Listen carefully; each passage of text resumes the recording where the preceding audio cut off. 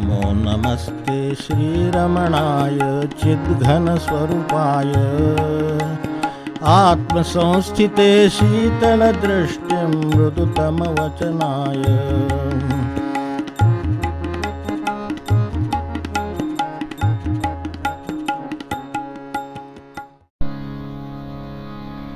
ॐ नमो भगवते श्रीरमणाय।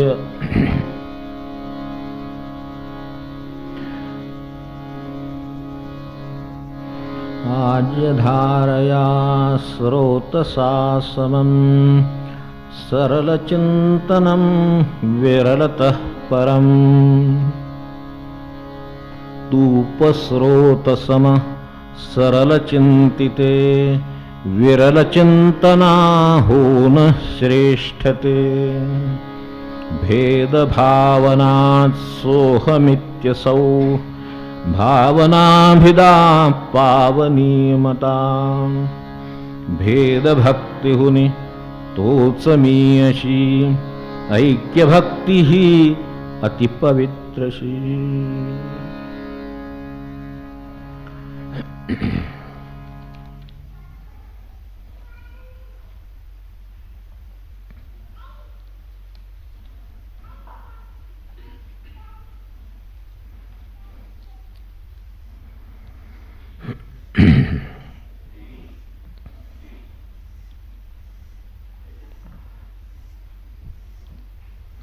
देह वाणी मन कार्य इथे सुरुवात झाली.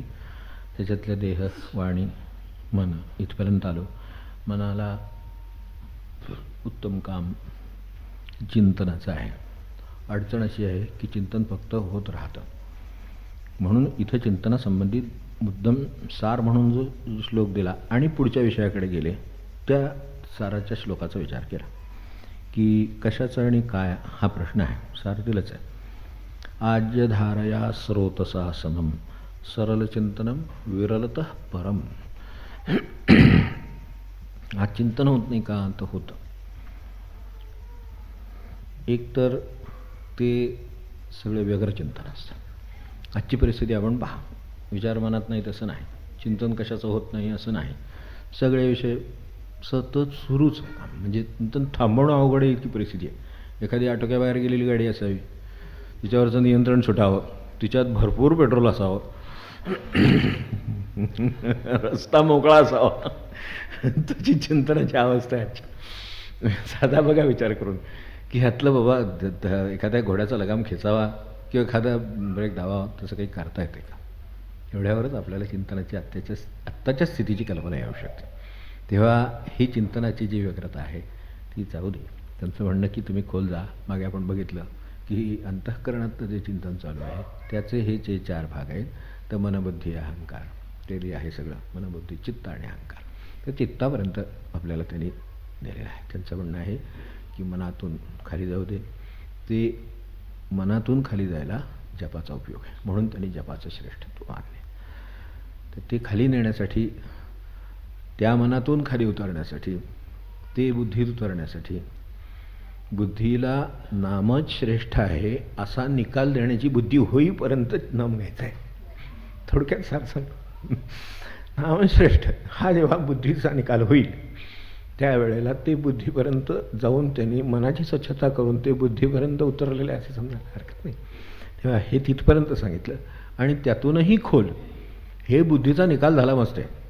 तसं जसं आपल्याकडे निकाल होतात, निकाल खूप गोष्टींचे होतात. कोर्टात जाऊन म्हणतो मी फार तर ह्याचं सोडा, घरात सुद्धा निकाल होतं. आपलं ठरतं. निकाल होतात म्हणजे आपलं ठरतं. उद्या अमुक अमुक म्हणजे आता कदाचित उद्यापासून घरात शांतता राहिली पाहिजे असं आपण एकमेकांच्या ठरलं असं समजू. निकाल झाला.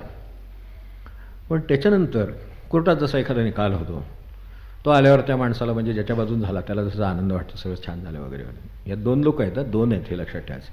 हे 2 आहेत. तर त्याच्यातले एकाला दुःख होणार तिकडे, एकाला आनंद होणार. तो म्हणणार माझ्या बाजून लागलं, इतके दिवस कष्ट केले, इतके पैसे गाळे, अमकं झालं तमकं झालं, लागलं बाबा एक दिवशी निकाल लागला. असं निकाल लागला.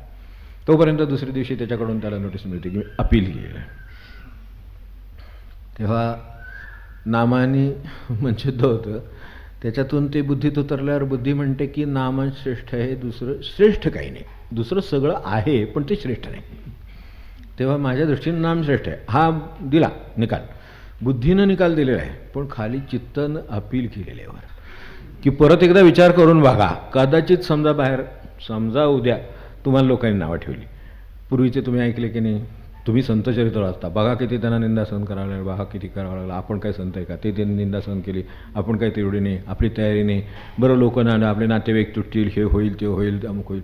चित्ताचे अपील्स आहेत पुढे. तेव्हा चित्त जसं अपिलात गेलं एकदा म्हणजे आपल्याला सोडत नाही. कारण अपिलात कायद्याचा जास्त केस काढला जातो. जिथे निकाल दिला तिथे काही कायद्याशिवाय का निकाल दिले, काहीतरी कायदा आहेच, पण तो हा वरचा जो मनाचा आणि बुद्धीचा आहे ना तिथपर्यंतचा आहे. चित्ताचं अपील हे अधिक स्ट्रॉंग असतं, कारण ते खोल आहे. म्हणून चित्ताला खूप साठा आहे.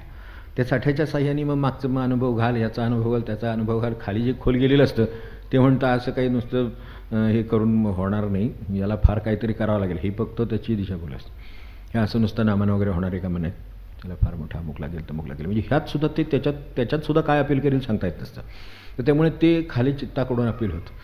तर जसं आज आपण म्हटलं मगाशी, मग उदाहरणं घेताना म्हटलं होतं मगाशी, जसं समजा आपलं ठरलं की उद्यापासून घरात शांतता आनंदी पाहिजे, ते सकाळी नेमकं आपलं असं वाटतं, असं शांत उठल्याबरोबर काय होतं, सगळं काही मनासारखं तसं सुरू होत नाही, म्हणजे ठरल्याप्रमाणे माणसाला त्याच्यासाठी बोलावं लागतं. तो तरी काय करणार, हे चित्ताचं अपील.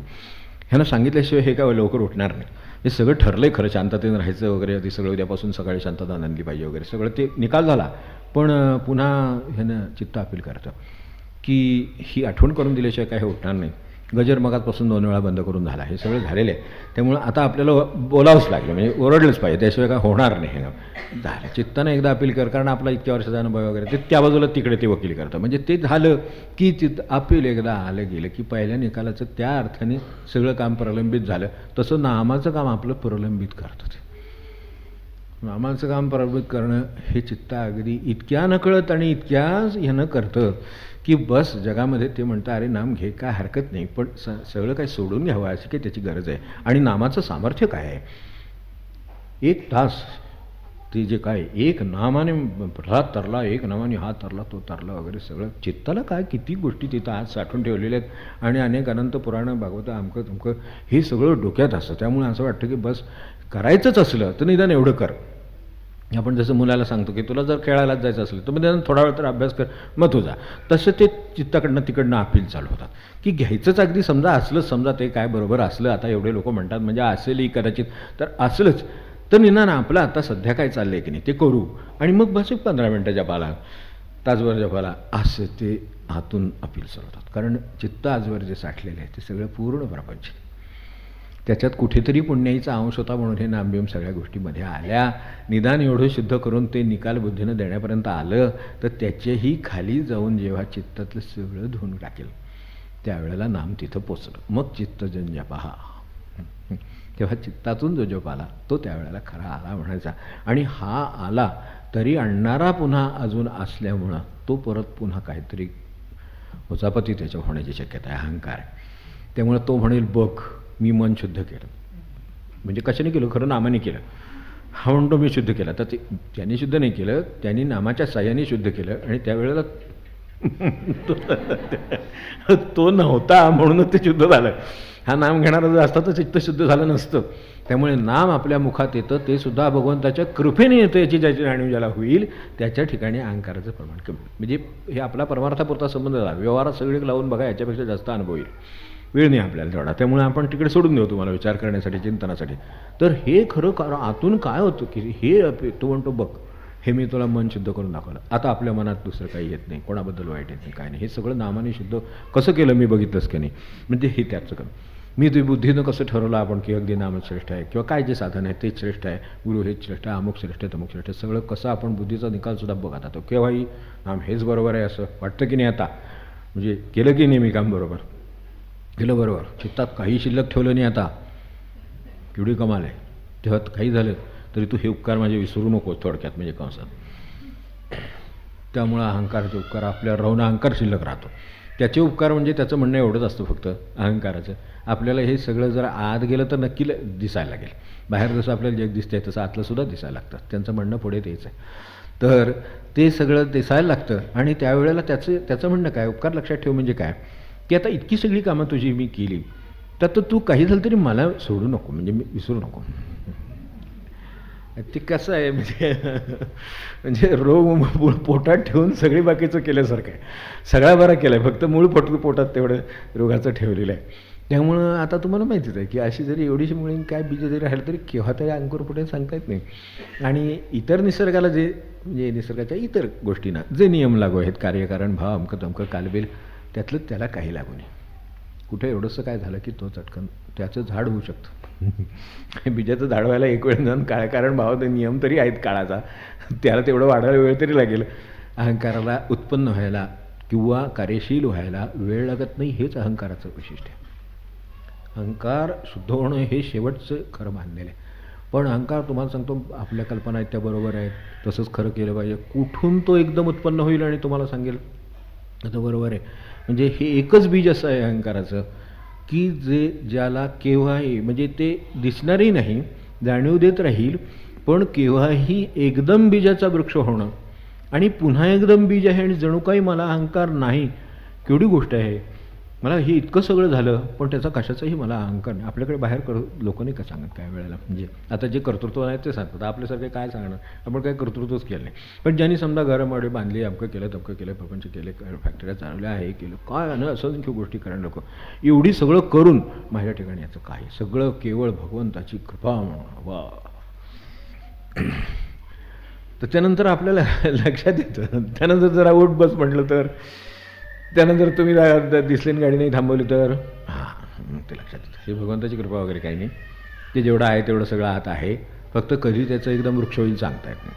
त्यामुळं तो शुद्ध करणं हे शेवटी खरं नामाचं काम. हा थोडासा उपनिषदाच्या बाजूचा विषय असल्यामुळे, त्या अर्थाचं त्याच दिशेचा विषय असल्यामुळे आपल्याला थोडासा कठीणपणामध्ये लागतो, पण तो लागला तरी आपण पुढे जाऊ, कारण आपल्याला त्याचं कल्याण आहे. आणि शेवटी मूळ सगळ्याचा ज्ञानाचा जसा आत्म्याचा स्वरूपाचा सोर्स म्हणजे स्रोत आहे तसा तिथे आहे.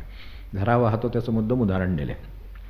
तर या ठिकाणी जाऊन ते ध्यान किंवा ते जे काही आपल्याला नाम करायचं आहे ते नाम हे ध्यानात परिवर्तित होते आपोआप.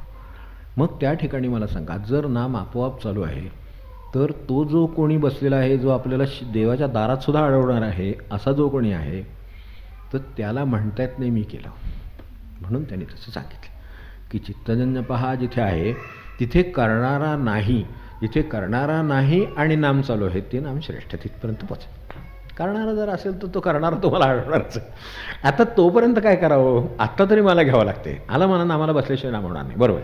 पण हे केल्याशिवाय त्याच्या खाली जाता येणार नाही, एवढ्या आपल्याला लेअरमधून उतरायचं आहे म्हटल्यानंतर सुरुवात करून जोरात बडी मारावीच लागेल. ते वर आणण्याचा प्रयत्न केला तरी मी खाली जाणार, हे ठरलेलं आहे या बाबतीत. खोल जाणार खाली अशा अर्थाने की मला खोल जायचं आहे आणि हे सगळं शुद्ध करीत तिथपर्यंत जायचं. तिथे गेल्यानंतर मग त्या कार्याचं काही जेव्हा अहंकार उरणार नाही तेव्हा खऱ्या अर्थाने देह वाणी मन कार्य उत्तम हे जे आहे सांगितलं अगदी सुरुवातीला, देह वाणी मन कार्य उत्तम, या सगळ्याचं जे म्हणून देह दिला, वाणीच्या साह्याने जपाच्या साह्याने आपण त्यात उतरलो आणि मग मनाचं जे चिंतनाचं कार्य आहे त्याबद्दल हे चाललं आहे की आता चिंतन कशाचं होईल. जर जपाने सगळं हे शुद्ध झालेलं असेल, मन आहे, हे आहे, बुद्धी आहे, हे सगळं शुद्ध झालेलं असेल, तर जे चिंतन होईल ते कशाचं होईल असा आपण क्षणभर विचार करून ते कसं असावं हे इथे सांगितलेलंच आहे. आत्ता आपण क्षणभर अगदी सुरुवातीला विचार केला त्यावेळेला आपण बघितलं की चित्त म्हणजे अक्षरशः स्टेज शो असावं तशा अवस्था चालू आहे चित्ताच्या आत, कायम अखंड असं असंख्य गोष्टी विचार सगळे चिंतन. आता हे जे चिंतन करता आहे, जी आपली एक मोठी शक्ती आहे, तर तिचं काम आत्ता सांगितलं तसं पहिलं काम कसं चाललं आहे, ते व्यग्र किती आहे, किती विषय येऊन जातात हे आपल्याला माहीत आहे. पण जर नामाने तिथपर्यंत जायला झालं तर पुढच्या टप्प्यामध्ये जो चित्तातून निर्माण होणारा जप आहे त्या जपामध्ये सुद्धा हे जे चिंतन होईल नामही थांबेल कदाचित, नुसतंच चिंतन चालू राहील. म्हणजे काही वेळेला आपल्याकडे ह्या पुढचा आता हा मार्ग त्यांचा भक्तीचं सांगितलं त्यांनी तो, तर त्या ह्याच्यात जसं ही जी अगदी गुरुनिष्ठ मंडळी आहेत ते म्हणतात की मागे आपल्याला कल्पना असेल की महाराजांच्या काळात बरोबर वावरलेली जी मंडळी होती त्याच्यातल्या त्या एक आजी होत्या, त्या येताना वाटेत परगावच्या होत्या, येताना वाटेत पुण्याला उतरायचं, तिथून पुढे परगाव स्टेशन, मग पुन्हा तिकडे जायचं. तर महाराज गेल्यानंतरची गोष्ट आहे, त्यामुळे देहाने जेव्हा गेले त्यावेळेला नंतर त्यांची आठवण काही जाईना म्हणून तिथे आले आणि मग आपली ही जी पुण्यातली त्यांची मंडळी होती त्यांच्याकडे उतरलं. तिथे त्यांचे आल्यावर महाराजांची आठवण निघाली, त्यांना एकमेकांना त्याचं दुःख झालं, ते सगळं परत एकदा ताजं झालं. ते सगळ्या आठवणीप्रमाणे सबंध रात्र महाराजांच्या त्यावेळच्या एक एवढ्या गोष्टी आठवण करण्यात गेल्या. आणि खरं सांगायचं तर नंतरच जास्त आठवतो, हे माणसं स्वभावच आहे. तर तसं आहे, त्यावेळेला नाही लक्षात येईल. ह्यात भाऊ आपल्या तात्यासाहेबांनी एक कॉमेंट लिहिताना एक वाक्य लिहिले, मला त्यांचं फार वाटतं की आम्हाला काय जमलं कोणात ठाऊक, सगुणात असताना आम्ही फायदा घेतला, पण ते खरी दुर्दैवी की ज्यांना सगुणात सहवास मिळून त्यांनी फायदा नाही घेतला. मला त्यांच्याविषयी फक्त वाईट वाटते, असं वाटलं. त्यांचा दोष देण्याचा स्वभाव नाही, त्यामुळे ते असं म्हणाले. तसं त्यांचं नंतर हे आठवलं आणि हे आठवण्यात सबंध रात्रभर त्यांच्या नुसत्या आठवणीत गेली. आणि ते म्हणले की उद्या सकाळी आपल्याला जायचं आहे, त्यामुळे आता आपण थांबू आणि तुम्ही थोडा वेळ विश्रांती घ्या आणि मग सकाळच्या गाडीला आपल्याला आपण ह्याला जाऊ, कोरेगाव जावा आणि तुम्ही पुढे गोंधळला जायचं ते जावा. त्यांनी काय म्हणावं, ते म्हणले की आता मला काही पुढे जायची गरज नाही, ते आता चिंतन झालं, तीच महाराजांची भेट, आता मी जाते परत. त्यासाठी आता मला तिथंपर्यंत जायची पण गरज नाही. म्हणजे मला असं वाटत नाही की समाधीत आणि जाऊन दर्शन घ्यावं. जे काही चिंतन झालं त्यात महाराजच भेटले. त्यांच्याविषयी सोडलं तर आपण इतर एकही शब्द बोललेलो नाही, इतकी आपली रात्र गेली. आता मी आणखीन डोकं ठेवून तिथं काय करणार एवढा प्रवास करून, त्याविषयी मी परत ह्या माणसानं सापडलं. म्हणजे चिंतनामध्ये विषय येईल तो कसा येईल, तर त्याच्यात त्यांनी हे दोन सांगितले की विरल चिंतन आणि सरल चिंतन, सतत चालू असलेलं चिंतन. आणि हे विरल आहे ते कसं आहे की निघते. आता हा विषय चालला त्यांचाच उदाहरणाचा म्हणून की महाराजांचा विषय निघाला, बरोबर आहे, पण मध्येच आपले प्रापंचिक काहीतरी विषय निघाले, मध्ये तुमचं कसं आहे निघालं, तिकडे तुम्ही लावतात आता त्यावेळेला एक दिवस, मग ते कुठेतरी पुन्हा त्या दिवसावर येतं, मग त्याच्यावर चिंतन होतं. बरोबर, थोडा वेळ गेला की परत काहीतरी तिथला विषय निघतो, कुठलं तरी काहीतरी चहा आपली जेवणखाण काहीतरी मध्ये आलं की चिंतन बिघडतं. हे जे काय सगळं आहे यात ज्याचं हे झरा वाहतो तसं शुद्ध चिंतन. मागच्या वेळेला आपण बघितलं होतं की झरा जसा शांतपणे सलग वाहत असतो, असं जशी तुपाची धार न तुटता वाहते, स्रोतसासनम, ते दोन्ही उदाहरणं दिलेली आहेत. आज्य धारया स्रोतसासनम, जशी तुपाची धार, पाण्याची धार तुटत राहते आणि तुपाची धार सलग राहते, तसं फक्त भगवंताचीच आठवण होत राहते. मग ती जर राहिली तर मग काय आणखीन वेगळं जपाचं प्रयोजन नाही. जपाचं प्रयोजनच हे आहे की चित्तामध्ये फक्त तेवढंच राहावं. आता तेवढाच भगवंत राहावा, असं त्याच्यावरचं चिंतन होत राहावं. असं जर झालं तर आपण जे केलं त्याचं खरं काहीतरी सार्थक झालं असं त्यांना म्हणायचं आहे. जी चिंतनशक्ती दिली ती चिंतनशक्ती योग्य प्रमाणात वापरली गेली. आपण त्याच्यावर क्षणभर आपणच विचार करावा की बुद्ध ही चित्त, आणि हा शेवटचा त्याचं जे स्फुरण आहे ते. तर असं जोपर्यंत माझं होत नाही तोपर्यंत मला खरं सांगायचं तर यांच्या ह्या टप्प्याप्रमाणे खऱ्या अर्थाने भक्तीत जात आहेत. ते नामाने चित्त खरं तर नामी भक्तीच ना, ती शेवटपर्यंत पुरणारच आहे माणसाला. कारण असं आहे की चिंतनामध्ये जरी भगवंताचं चिंतन होत राहिलं तरी भगवंत ही नामच आहे की शेवटी एक प्रकारचं. आपण त्याला भगवंत म्हटलं, दुसरा राम म्हणलं, तिसरा कृष्ण म्हणलं, म्हणजे की चिंतन बदलतं का, भगवंत बदलतो का, तर नाहीच. आमच्या दृष्टीनं जे काही मध्ये येत राहतं ते नाम राहतंच. त्यामुळे जोपर्यंत मी यात वावरतो आहे, जोपर्यंत वाणीचा माझा संबंध आहे, जोपर्यंत मी वाणीच्या उपयोगाशिवाय चिंतन शिकलो नाही तोपर्यंत हे असंच राहणार.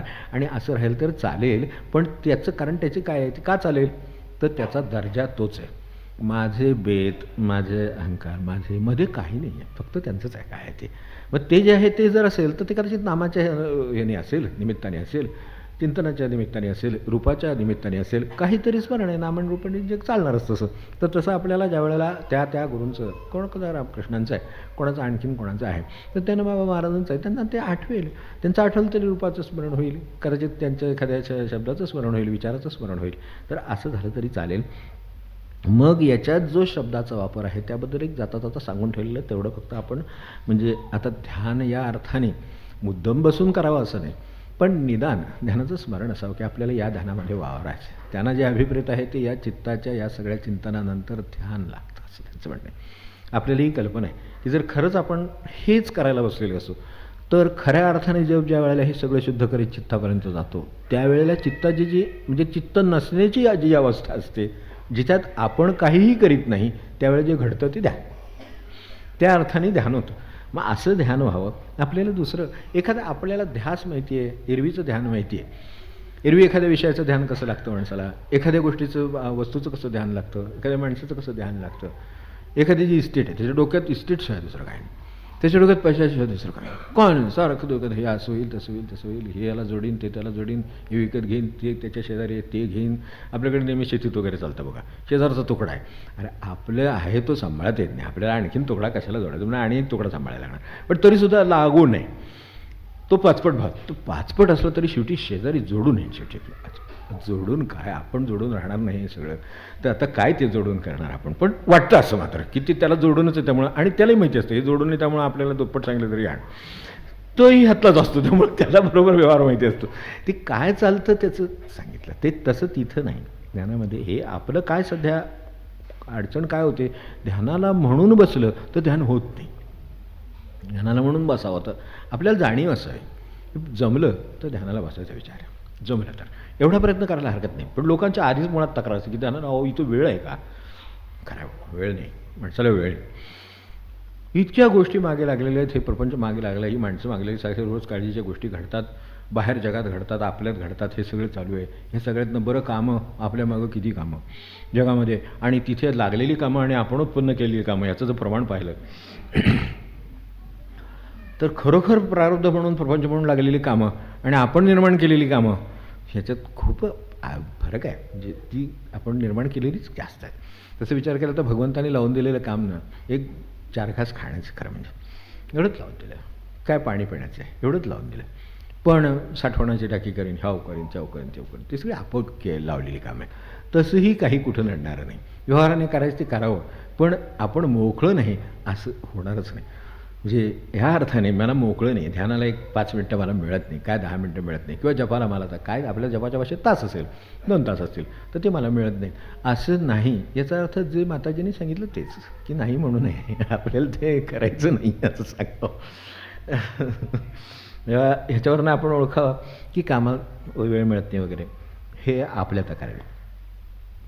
म्हणजे हाच मनुष्य एरवी म्हणतो गप्पात कसा वेळ गेला कळलं नाही, अहो दुसरा चहा मागवायची वेळ आली, होतं की नाही आपलं. चहा घेतला याची सुद्धा आठवण राहत नाही आणि आपल्याला असं वाटतं की आपण चहा घेतलाच नाही, तरी घेऊन येणार किती वेळ झाला आपल्याला कळलंच नाही. तुम्हाला कळलं नाही त्यावेळेला त्या गप्पात काय ध्यान लागलं असेल, फक्त ते लागलं ते प्रपंचाचं लागलं होतं ना. तेच समजा महाराजांसंबंधी गप्पा चालल्यात आणि तुम्हाला चहा लागला तर मी पण द्यायला तयार आहे फुकट, कुठे पण तुम्ही म्हणाल ते तर तुमच्या घरातले सुद्धा देतील, जर त्यांना ह्याचं कळलेलं असेल महत्त्व तर ते आनंदाने ते करतील.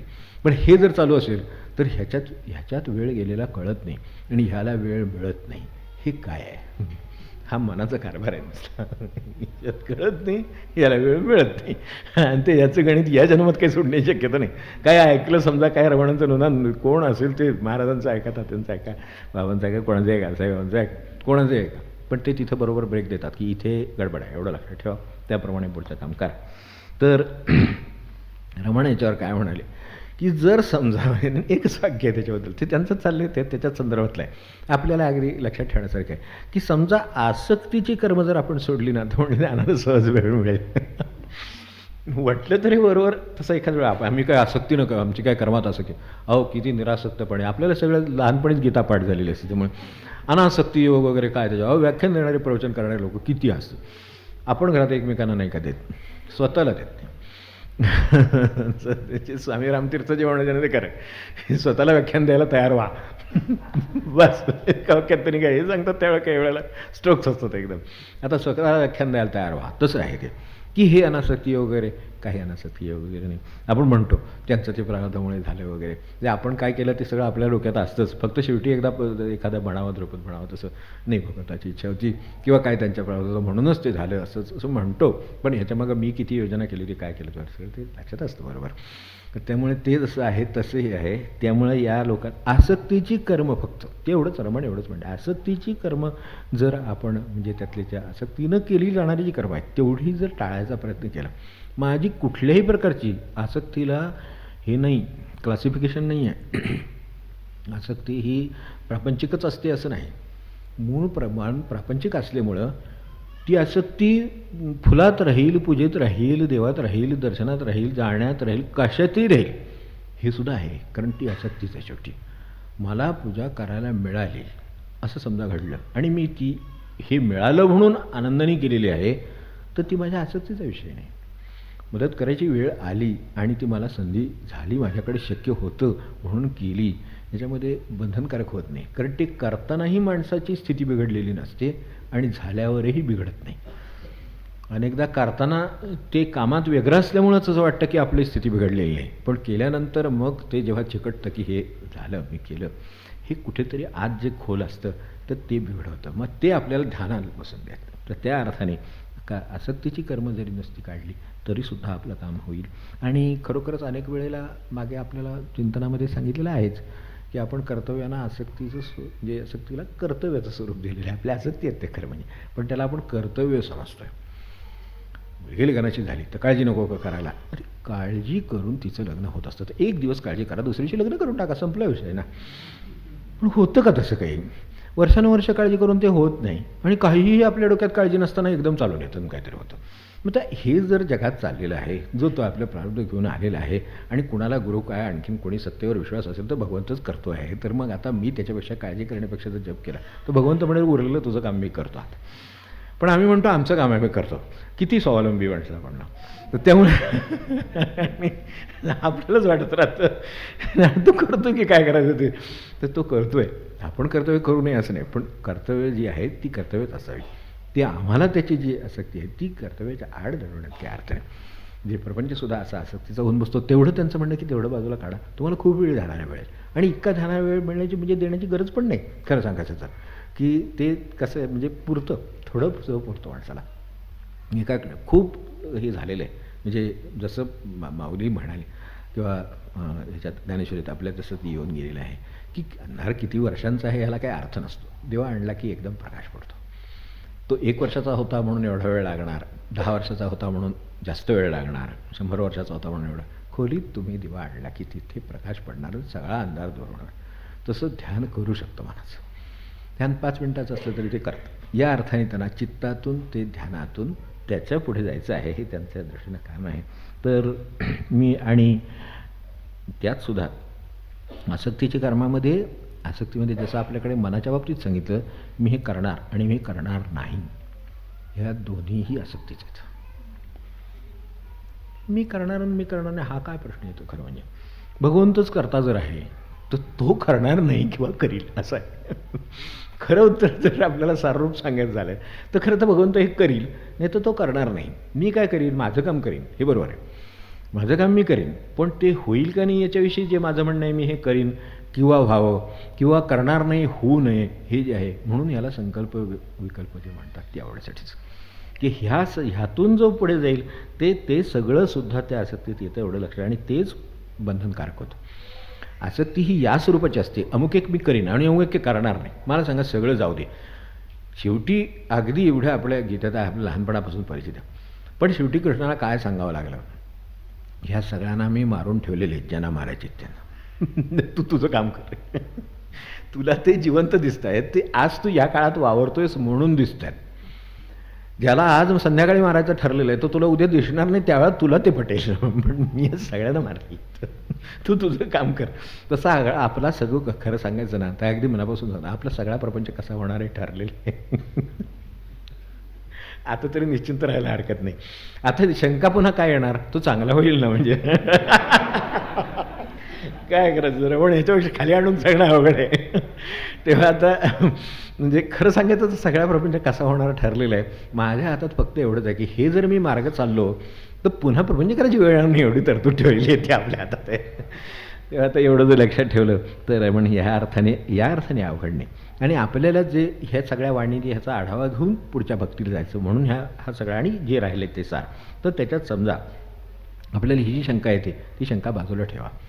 भगवंताला प्रपंच कसा करायचा, ज्याला एवढ्या सृष्टीचा आणि एवढ्या सगळ्या अंतरिक्षाचा प्रपंच करता येतो त्याला आपल्या हे तिथवर प्रपंचाचं काय करता येणार नाही अशी शंका घेणं म्हणजे बुद्धिदारिद्र्य नाही का.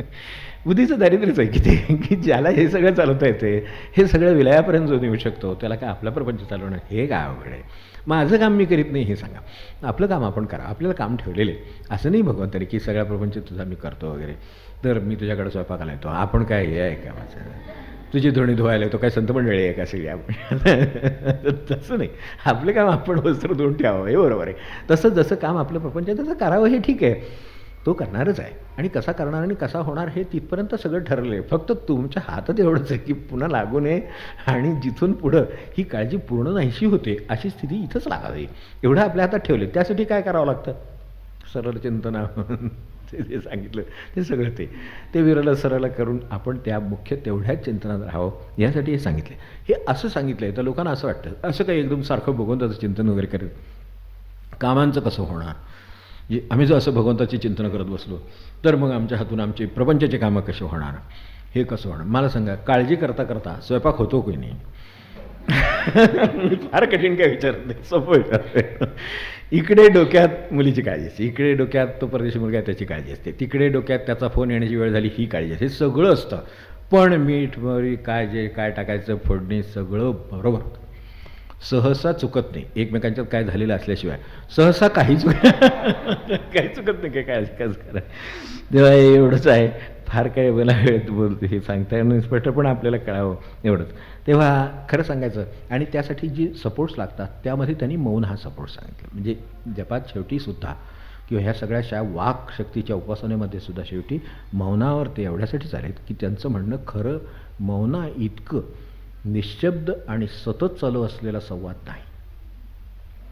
रमणांचं म्हणणं असं आहे, तो काही वेळेला बोलण्यामुळं जे अखंड बोलणं मौनाचं चालू असतं, मौनाचं काम असतं काही, त्याला आपण बोलणं म्हणायचं म्हणजे आपल्या भाषेत कळावं म्हणून म्हणायचं, बाकी काही नाही. ती क्रिया आहे. आपण एखाद्या माणसाला सांगतो तू हे कर किंवा करू नको, त्यावेळेस शब्दाचंच भाषेत त्याला कळतं, तीच भाषा असते म्हणून हे आपल्याला त्या पद्धतीनं कळतं असं वाटतं, त्यावेळेला ते वापरावं लागतं. मौनामध्ये याची गरज लागत नाही. मौनाने फक्त जे व्हायचं आहे त्याचं काही स्वरूपात आज ते राहतं आणि ते तिथं होतं दुसरीकडे. म्हणून हे म्हणजे साध्या भाषेत आपल्याला सांगायचं झालं तर संकल्पाने हे लोक कशी गोष्टी करतात तर त्यात अशा करतात की नाही, सत्संकल्प आपण म्हणतो, तो संकल्प केला की त्याचं काम होतं. म्हणजे त्याच्यासाठी त्याला जशी त्या अर्थाने धावपळ करावी लागत नाही. लौकिक कर्तव्य जशी करताना हे जसं सांगितलं तसं लौकिक कर्तव्य करावे लागतं, पण बाकीचं काम सगळं ते नामच करीत असतं. तसं मौनच आपलं काम करत असतं. त्यांचं म्हणणं मौन हा अखंड चाललेलं बोलणंच आहे ते एक प्रकारचं, पण ते निशब्द आहे आणि ते सतत आहे. फक्त आपल्या बोलण्यामुळे मौनात व्यत्यय येतो. मौनाचं जे शांतपणे त्याचं स्वतःचं बोलणं चालू आहे त्यामध्ये बोलण्याने व्यत्यय येतो एवढं लक्षात ठेवावं. मग आता व्यत्यय जर एखाद्या गोष्टीचा असेल तर ती आपण कमीत कमी करायचा प्रयत्न आपोआपच करतो. ज्या गोष्टीचा व्यत्यय आहे ती आपण टाळायचा प्रयत्न करतो. आपल्या कामात व्यत्यय आहे, समजा कसल्याही गोष्टीचा व्यत्यय येतो, ज्याचं त्याचं काहीतरी काम असेल, व्यवहारात, ते व्यावहारिक कामात जर एखाद्या गोष्टीचा व्यत्यय येत असेल, समजा तुमच्यासमोर अगदी दुकानात मनुष्य काम करत असतो, तो तिथे एक छोटा TV ठेवलेला असतो, त्याचं म्हणजे लागतो बऱ्याच लोकांना, तर तिथे तो ठेवलेला असतो. आता त्याचं समजा जर अगदी समजा 5-50 हजाराचं गिऱ्हाईक आलं आहे आणि तिथे ते चाललं आहे, त्याचं लक्ष एकदा तिकडे एकदा तिकडे, त्याच्यानंतर लक्षात येतं हे आपल्या इकडचा व्यवहार बिघड नाही शकत आहे. 50 हजाराचा व्यवहार आहे आणि तो जर समजा त्यामुळे म्हणून तो बटन बंद करतो, त्याच्याशी बोलून घेतो. म्हणजे व्यत्यय जर असेल तर दूर कसा करायचा हे आपल्याला प्रपंचात माहिती आहे ना. मग इकडे सुद्धा बोलण्यानं व्यत्ययच असतो. मग जे बोलायचं असेल ते आता त्यावेळेला जे लावायचं आहे ते जसं मोकळ्या वेळेत नाईलाज म्हणून किंवा असं जसं आहे तसं तेवढंच बोलण्याची गरज, बाकी काय नाही बोलत चालण्यासारखं आहे. जगामध्ये त्याने लिहिले की बोलून जेवढं साधलेलं आहे त्याच्यापेक्षा न बोलून संतांनी फार साधलेलं आहे, न बोलता साधलेलं आहे. मग रमण किती बोलले स्वतः विचार केला तर, काही शब्दात सुद्धा अमुक एक शब्द म्हणून सुद्धा सांगता येईल, काही हजार शब्द, काही काय शब्द, आपली किती कोट्यवधी शब्द उच्चारून झाले कोणा ठोक, आणि जगात काय फरक पडला ते आपल्याला कळतच आहे. आपल्या प्रपंचात नाही फरक पडत. आपण हा उच्चार केला की नाही कधीतरी, की 10 वेळा तुम्हाला सांगितलं, आता जाऊ दे मी याच्यावर काय जास्त बोलत नाही. म्हणजे काय आपल्या शब्दांचं जे काय होत असेल ते आपल्याला कल्पना आहे. म्हणजे असं तर हे जर 10 वेळा एक काय गोष्ट एवढीशी होती ती सांगून झाली तर अशा आयुष्यभर किती गोष्टी, किती माणसांना, किती लोक सांगत आहे जगात, म्हणजे सगळं शब्दच चालू आहेत सगळीकडे असं म्हणावं लागेल, एवढं चालू आहे. पण एवढ्याने काही झालं का? पण जे नुसते शांत बसले होते रमणांसारखी जी मंडळी, त्यांचं म्हणणं उलटं असं आहे की खरं मौन म्हणजे मौनात सुद्धा पुढे जायचं, पण मौनसुद्धा त्यांच्याकडच्या नुसतं तो सहवासात बसला तर त्याचं चित्त शांत झाले, त्याच्या मनातले प्रश्न गेले. हे जे गणपती मुनीन शास्त्रीन सगळे हे सगळे काय शांत झाले तर काही उरलंच नाही डोक्यामध्ये. तिथे बसल्यानंतर त्यांची माइंड ज्या अर्थाने ऑक्युपाईड होती, म्हणजे ती माणसं काही उगाच कशासाठी तरी आलेली नव्हती, ती अध्यात्माच्यासाठी आलेली होती. पण ती आलेली असताना त्या शंकांचं किंवा त्या मनात वेळेला विचारांचं जे काही मनात चालू आहे ते बसले नुसते सवाल, हे काहीच उत्तर दिले नाही त्यांना. अशा कितीतरी वेळा घटना आहेत, ते शांत बसून राहिले. हे शांत आहेत म्हणून ते शांत बसते.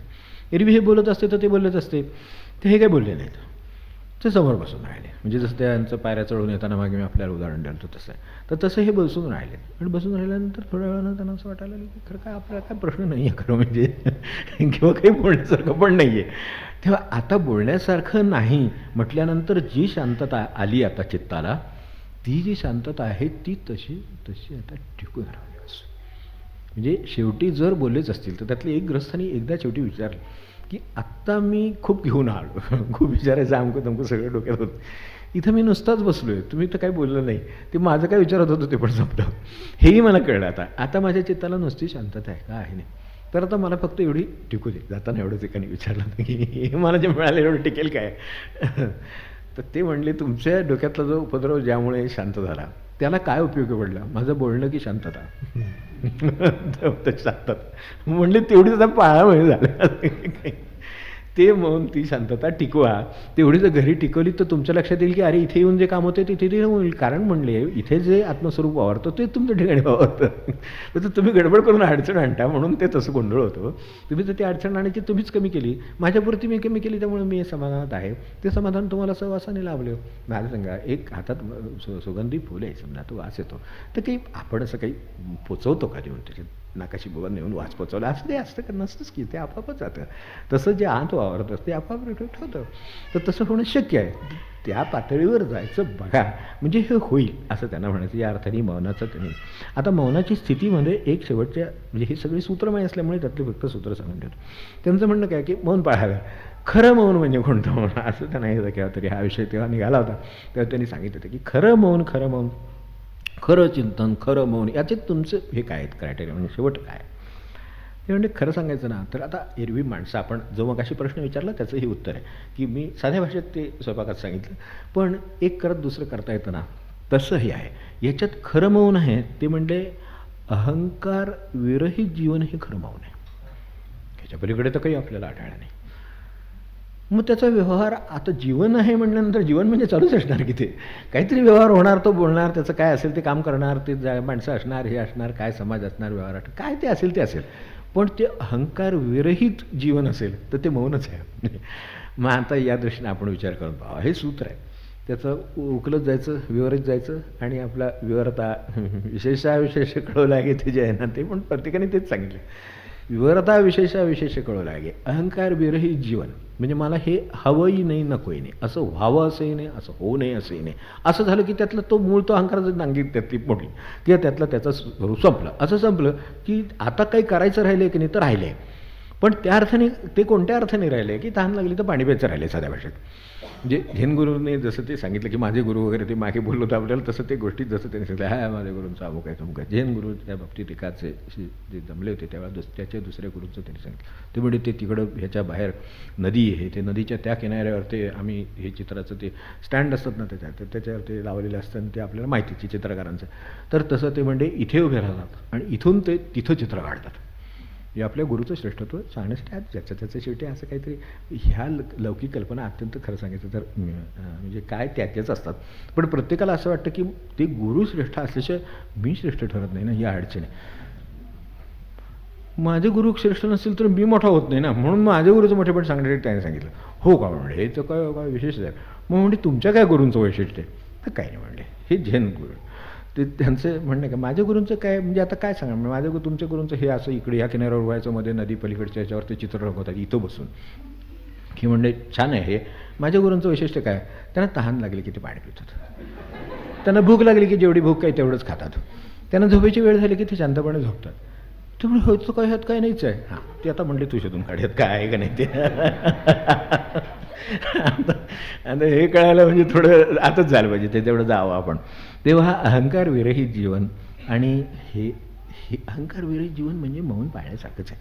मला सांगा जर समजा अहंकार विरहित असेल तर आता त्याला त्याच्या दृष्टीनं त्रास काही उरलेलंच नाही जगामध्ये.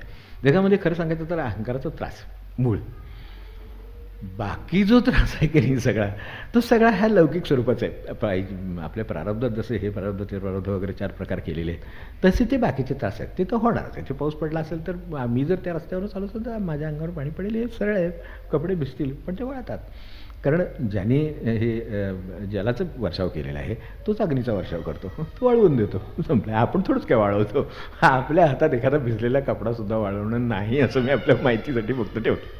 मग सांगे की हा भिजलेला कपडा मी वाळले नाही, त्याची काही एक यंत्रणा आहे, ती वाळवते.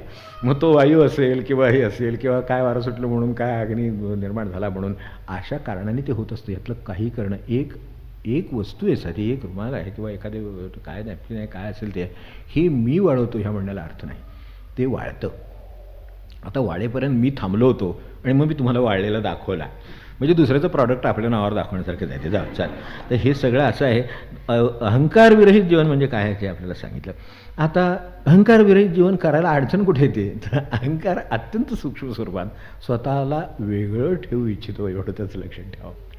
तो स्वतःला वेगळं म्हणजे प्रपंचात सुद्धा मी काहीतरी वेगळं, माझं स्थान काहीतरी वेगळं, ऑफिसमध्ये सुद्धा माझं काहीतरी स्थान वेगळं, माझी विद्वत्ता वेगळी, माझं हे वेगळं, माझं साधनासुद्धा वेगळी. याच्यापेक्षा काय आता होणार आहे आणखीन. तो काय नुकसान करू शकेल, तर हे नुकसान करू शकेल की माझी साधनासुद्धा वेगळी, जे त्यांची दुसऱ्यावर अवलंबून आहे. मी स्वतः छान चांगली गोष्ट आहे, पण तुम्ही स्वतः म्हणजे अजून ते आहेतच सगळं. तर त्यामुळे ते काही तुम्हाला पुढे नेणार नाही. तर ह्या अर्थाने तो किती सूक्ष्म आहे, तर तो भेद करू इच्छितो, वेगळेपण जपू इच्छितो. हे व्यवहारात तर वेगळेपणा जपण्याचे सारखे प्रयत्न नाहीत. मनुष्याचे बरेचसे प्रयत्न वेगळेपणा जपण्यातच जातात स्वतःचे. म्हणजे त्या स्वयंपाक करतात, चांगला करतात म्हणतील, पण एकदा तुम्ही माझ्या हातचं खाल्लं म्हणजे तुम्हाला काय आहे ते. जे काय सांगायचं तर अगदी साध्या ह्याच्यापासून सुद्धा, अगदी इथपासून सगळीच करतात, पण मी जे काय करतो ते काय ते तुम्ही एकदा बघा. असं ते मनात असतं. असं मनुष्य ह्या भाषेत बोलेल असं नाही, पण त्याला असं वाटतं मी हेच पदार्थ आहे, त्यांनी केला आहे, चांगला केला आहे. चांगला केल्याचं शेवटची मात्रा ओढलेली असते मागे. आपल्या तबल्यात जसं ते अर्थ मागे ओढलेलं असतं ते शेवटी ते हा छान झाला आणि मात्रा दिली सोडून तिथं, तसं असं नसतं. ती मात्रा शेवटची मागे ओढलेली असते. नाही त्यांनी केलं छान झालं आहे म्हणजे अजून कवसात काहीतरी आहे. ते जे काही ठेवले ना ते सगळं अडचणीचं आहे. आता आपल्यालाही कसं काढता येईल त्यासाठी हे सांगितलं. तर अशा तऱ्हेनं आणि जे अहंकार म्हणजे वेगळे पण जपण्याचे म्हणून जो प्रयत्न असतात त्याचा प्रश्नच नाही. त्याचा काय मनुष्य हे करेल, काय अलीकडे ते चकोट काय करतात, ते हे काय घालतात, ते ड्रेसवरती ते प्राणी बघितले की भीती वाटते आपल्याला. पण तर प्राणी असतात ना, ते हे असतात, नाच असतात ते चाललेले. हे याच्यात आपल्याकडे आता बाहेर आपण जातच असाल, म्हणजे इथे सुदैवाने चांगली परिस्थिती आहे, पण तरीसुद्धा बाहेर आपण बघित असेल त्याच्यावर चित्ता उडी मारणारा. ह्यांना पाल समोर आले तर मनुष्य उड्या मारायला. कशाला करायचं आपल्या असले वेगळेपणा काय होणार नाही हो, ते बदलावं लागेल आपल्याला थोड्या वेळाने. तर त्याच्यासाठी सांगितलं ना, हे असले काही होण्या अशी किती माणसं वेगळेपणाचे प्रकार करतात. आणि प्रकार वेगळेपणाचे म्हणजे काय आहे, किती त्याच्यात सांगायचं म्हणजे आता काय सांगायचं, आपलं सगळं उशीर होतो, मला त्याची वाईट वाटतं. पण जाऊ दे, ते गाडीने सोडतील, झाले चालले ते तेवढं ते भक्तीवर देऊन ठेवतो म्हणजे थांबतो. तर आता हे कसं आहे की हे माणसांचे हे वेगळेपणाचे. मग त्यांनी हिरवी घेतली गाडी, तुम्ही निळी घेतली म्हणून मी पाणी घेतली म्हणून ह्यांनी का काही फरक का काही पडणार आहे जगामध्ये. एखाद दिवस 2 दिवस लोक म्हणतील अरे वा तुम्हाला काही खास करायला मिळालं दिसतं, त्याच्यानंतर कशाला त्याचं बघणार आहे. त्याला त्याचे 100,000 कामं आहेत त्याच्या डोक्यात, का त्यालाही पुन्हा वेगळं व्हायचं काहीतरी कामं असतीलच की त्याच्या डोक्यात. ते करेल, याच्यापेक्षा काय होणार आहे. वेगळं म्हणजे काय वेगळं मला सांगा. जगामध्ये वेगळी गोष्ट कुठलीही निर्माण होण्याची शक्यता नाही. तुम्ही कॉम्बिनेशन्स करता फक्त, आणि ती वेगळी असू शकतात म्हणजे दिसायला ॲपरंटली डिफरंट. तसं ते ॲपरंटली डिफरंट असतात, ते मूळ तेच असतं. आता अलीकडे नाही का घरं बांधण्यात आले, त्या लोकांनी सांगितलं नाही हे असं करा तसं करा, हे लावा ते लावा, आपले पेंट लावले, आपण पेंट लावतो वगैरे, ते रंगवतो, असं करतो तसं करतो. काही ठिकाणी तुम्ही बघितलं असेल की तसं करू नका, आम्ही त्याला ह्याचं म्हणजे दगडी घर आहे असं फिनिश देत. मग दगडीच बांधलं की त्याच्यापेक्षा ते काय बांधत होतं ते काय वाईट होतं, पण त्याला दगडाच्या रंगाचा कलर म्हणजे जसं आता आपल्या ह्या फॅशनचं सांगितलं ना तसं होतं की सरळ एक चित्र काढलं, सरळ एक रंग दिला, सरळ तसं नको. मग ते काय होतं, कारण त्याच्यात वेगळे पण काही दिसत, ते सगळ्यांच्याकडे तसंच आहे. म्हणून मध्ये मी बघितलं की एक भिंत रंगवली तर त्याच रंगाने दुसरी भिंत नाही रंगवायची. म्हणजे ह्यांनी काय होतं हे मला काय कळलं नाही. म्हणजे मला तर का आपल्याला खरं अडाणी माणूस, आपल्याला काय कळत नाही खरं नाही, ह्या अर्थाने जे काय ते आपल्याला काय कळत नाही. तर ही निळी करायची, ती पिवळी करायची. म्हटलं हे असं म्हणजे वाढ वाटतं ना, जरा इकडे बघितलं की एकदम काहीतरी वाटतं, इकडे बघितलं की वाईट वाटतं, असं नाही होत नाही. म्हणजे असं कुठे आहे का? नाही. म्हटलं आता हे ठीक आहे, हे तुम्ही एक घर बांधलं, ज्यांनी हे असं केलं तो रंगारी आहे, तो अजून 100 घरं रंगवणार आहे. त्यावेळेला तो इथलं पिवळी केली ती त्यावेळेला ती तिने करणार तिकडे जाऊन. मग तिथे गेल्यानंतर तुमचं काय राहिलं वेगळेपण जगात या अर्थाने शक्यच नाही. खरं सांगायचं आपण भगवंतापेक्षा वेगळे नाही आणि प्रपंच आपल्याला तुम्ही वेगळा आहेस असं वाटायला लावतो आणि तो म्हणतो तू वेगळा नसशीलच तर कसा होशील ते बघ. आता असं कसंच आहे की असं कसं होशील ते बघ, असं करून हे सगळे व्याप करावे लागतात. म्हणजे मी बघितलं की नुसतेच पट्टे ओढलेले एका ठिकाणी. हे पट्टे ओढून काय होणार काय ह्याच्यामध्ये? म्हणजे मी म्हटलं काय ह्यांचं चालू असेल कामकाज वगैरे. म्हणजे नंतर काय विचार, आता काही वेळा रंगारी सोडून जातात, काही वेळा त्या माणसांचे तारा बघून काही वेळेला ते सोडून जातात. म्हणजे असंही होतं. तर काम अर्धवट राहिलं असेल काय सांग, मला वाटलं की ह्यांचं काय झालं असेल, तर कदाचित त्याचं काहीतरी झालं असेल आणि तो अर्ध काम सोडून गेला असेल. मी म्हटलं बरेच दिवस काम चालले काय म्हणतात आता किती दिवस काय होय, काही लोकांचं खरं नाही म्हणलं, एका 15-8 दिवसात करतो म्हणतात आणि होतं असं. तुम्ही काय तसं वाटून काय म्हणले हे पूर्ण आहे, हे पूर्ण आहे म्हणजे ते सोडलं ते असं फॅशन आहे. तुम्ही बघितलं का? आता तुम्हाला कसं वाटलं की अपूर्ण आहे म्हणून? म्हणजे हे पूर्ण आहे. अलीकडे अशी स्टाईल आहे, म्हणजे अर्ध सोडायचं, अर्ध रंगवायचं, अर्ध सोडायचं. काय व्याप आहे म्हणलं हे वेगळेपण विसरण्यासाठी.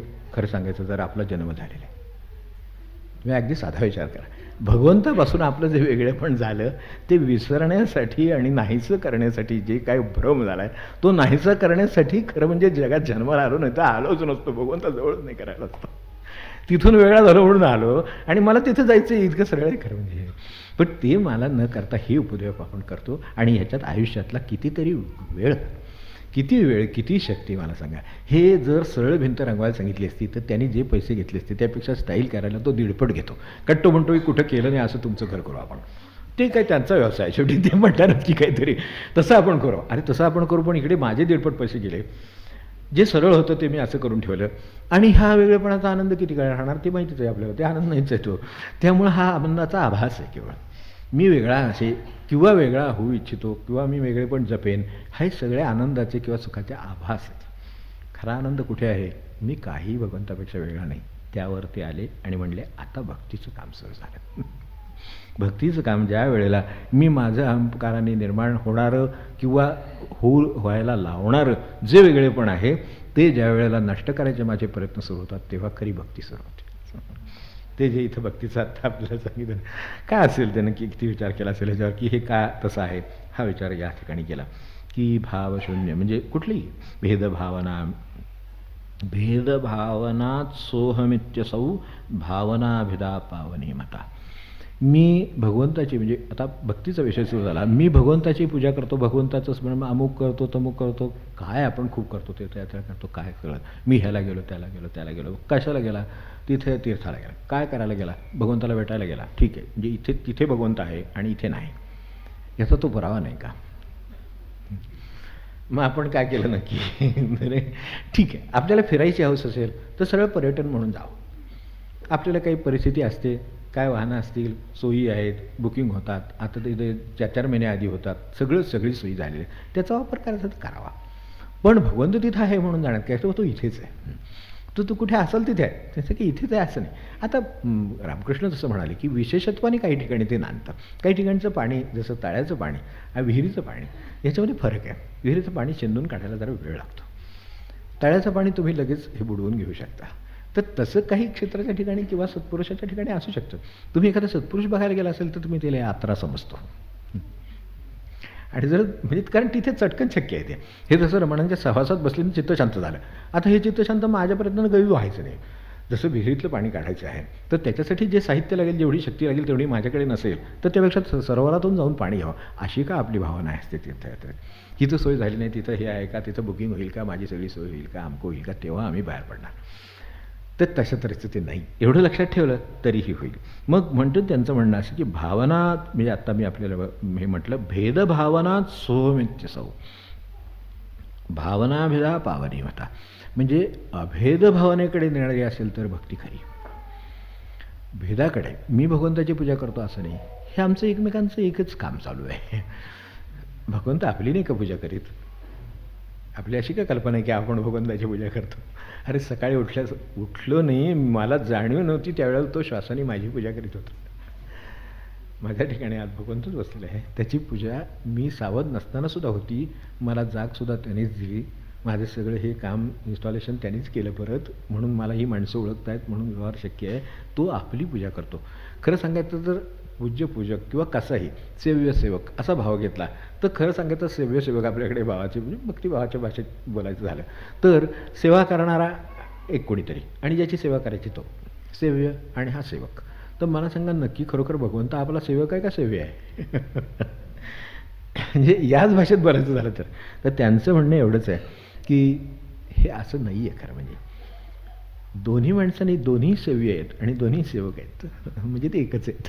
तर या अर्थाने जर पाहिलं आपण भगवंताला आपलं अहंकार नाहीसा केला म्हणजे भगवंताची आपण सेवा केली, कारण मी वेगळं राहिलो नाही.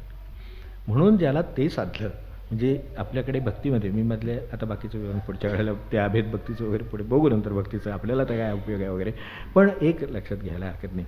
जी ही माणसं होती मोठी जे मोठे भक्त म्हणून होऊन गेले आपल्याकडे, महाराजांची जी परंपरा आहे त्याच्यामध्ये आपल्याला माहिती आहे गोचर स्वामींचे दुसरे हे म्हणजे हे सगळे तुकामाई वगैरे हे सगळे जी शिष्य परंपरा आहे आणि त्यांची जी गुरुबंधू परंपरा आहे त्यात गोचर स्वामींच्या परंपरेमध्ये सदानंद महाराज म्हणून गेले, ते झंडानंद म्हणून त्यांचे शिष्य. तर ते सदानंद महाराज जे होते ते महाराज काय करायचे ते त्या शिष्याला शिक्षा करायचे महाराजच्या रोज. आता काही अशी शिक्षा करतात तर काळही गेला म्हणा आता फारसा, तर तसाही काळ राहिला नाही. तर शिक्षा होतेच म्हणजे शिक्षाही होते. तिचं कधी शिक्षा कशासाठी होते? त्याला मार्गावर आणण्यासाठी होते. मार्गाच्या बाजूला गेलं की त्याला दडका बसतो, तो बरोबर त्यासाठीच बसलेला असतो की तो मार्ग सोडून चाललेले कुठेतरी. तर हे काम गुरुचं कामच होतं, ते त्याला करावंच लागतं. तर तशा तऱ्हेच्या ह्या शिष्यसंबंधामध्ये त्यावेळेला ते त्यांना मारायचे. मग ते मारला सोसायचे शांतपणे, ते मारतात ते उगाच मारतात का? ते म्हणले तुम्ही ते म्हणले अरे मी तुला मारतो तुला काय वाटत नाही का? म्हणजे असं थोडंच आहे की तुम्ही वेगळे आहेत आणि मी वेगळे आहे, तुम्ही कोणाला मारणार? शेवटी हे माझं हेच सगळं तुमचं आहे, तर ते तुमचं हे तुमच्याच शरीराला तुम्ही मारलं तर त्यात मला काय वाईट वाटायचं कारण आहे? अरे म्हणजे भक्तीची सरीसीमा कुठे कुठे गेलेली आहेत आणि कोणी कोणी काय काय करून दाखवलेलं आहे याच्यात लक्षात ठेवायला हरकत नाही. ज्या वेळेला तात्यासाहेबांच्या आईची प्रकृती अत्यंत मध्ये बिघडली होती आणि भाऊसाहेबांना म्हणजे हे सांगायला गेले तात्याच सांगितलं, मी स्वतः त्यांना जाऊन सांगितलं की महाराज असताना की असं असं झालेलं आहे आणि हे बाईंची प्रकृती म्हणजे आईची प्रकृती त्यांना बाईच म्हणत त्यांना त्यामुळे बाईंची प्रकृती अवघड दिसते, वैद्यही ते म्हणतात या हे काय खरं दिसत नाही असं आहे का? म्हणाले बरं ठीक आहे. महाराज स्वतः आले, जवळ बसले, बघितलं. मग भाऊसाहेबांकडे गेले. भाऊसाहेबांना म्हणले जरा कठीणच दिसतंय म्हणजे जे आहे परिस्थिती कठीण आहे, किंवा आता काय करावं आपण? तर भाऊसाहेबांना म्हणले काय असते ही काही परीक्षा नव्हे पण तरीसुद्धा आपल्याला शिकण्यासाठी आपल्यासारख्याची परीक्षाच आहे ती, तर काय करावं म्हणाले. ते काय म्हणाले आपल्याला जी इच्छा असेल ते करावं, जे आपण जे कराल ना ते कल्याणातच असेल, आपल्याला योग्य वाटते ते करावं. म्हणजे आता काय तिला द्यावं का देऊ नये का बोलवावं का कोणाला बोलवू नये काय करावं, काय म्हणणे आपण जे कराल ते कल्याणातच असेल, त्यामुळे जे काय आपल्याला वाटतं ते करावं. मग ठीक आहे म्हणले. लगेच आले, बाजूला बसले, त्यांच्या कानात नामस्मरण सांगितलं. ज्या त्या आजाराने थकून घेऊन विवळायची सुद्धा ज्यांच्यात क्षमता राहिली नव्हती तर त्यांनी कानात महाराजांनी सांगितल्याबरोबर नामस्मरण सुरू झालं. त्या सगळं नाम सुरू झालं त्यांचं आणि मोठ्याने वैखरीने जप करायला लागले आणि ते नामस्मरण सुरू झाल्यावर महाराज उठून गेले. भाऊसाहेबांचा काय विषयच नाही. हे खऱ्या भक्ताला हे चिंता नाही. तर खरं सांगायचं ती घरातली चिंता मनुष्याची केवढी धावपळ, 10 माणसं गोळा करून म्हणून काही नाही.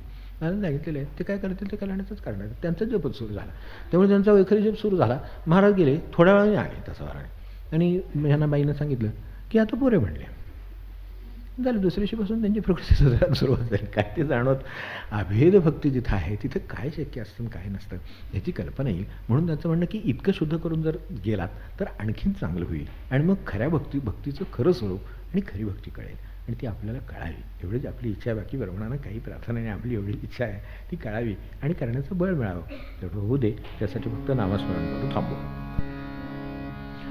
ओम नमो भगवते श्रीरमणाय. ओम नमो भगवते श्रीरमणाय ॐ नमो भगवते श्रीरमणाय ॐ नमो भगवते श्रीरमणाय ॐ नमो भगवते श्रीरमणाय ॐ नमो भगवते श्रीरमणाय ॐ नमो भगवते श्रीरमणाय ॐ भगवते श्रीरमणाय ॐ नमो भगवते श्रीरमणाय ॐ नमो भगवते